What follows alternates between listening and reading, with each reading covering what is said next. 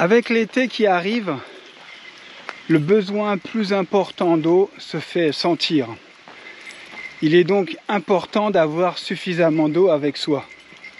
Sinon, on va risquer une déshydratation. On peut aussi, dans certains cas, lorsqu'on a trop chaud ou trop froid, se retrouver en hypothermie ou en hyperthermie. Lorsque l'été arrive, je commence à mettre dans la poche intérieure de mon sac à dos une poche à eau ou poche camel. La mienne est une poche à eau de Montbel de 2 litres. Ceci n'est pas un placement de produit.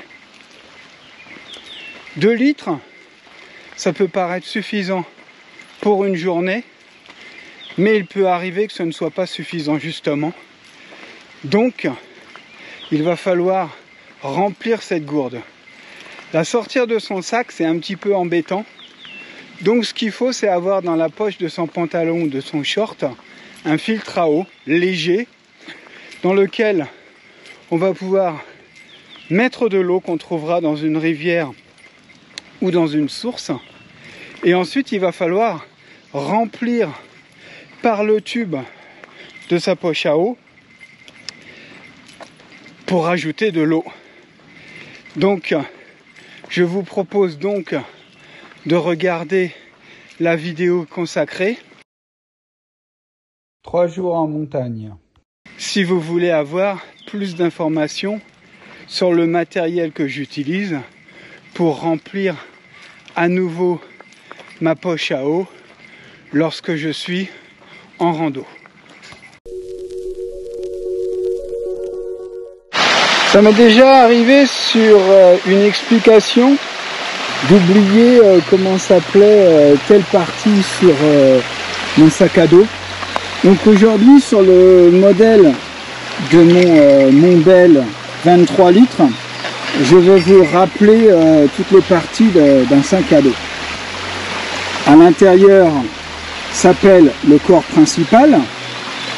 Ensuite, des deux côtés, vous allez avoir les bretelles. Ensuite, vous allez avoir les sangles de rappel pour ajuster. Ce sont des sangles de rappel de charge. Ensuite, pour rejoindre les deux sangles, les deux bretelles, on va utiliser la sangle sternale qu'on va venir attacher de l'autre côté.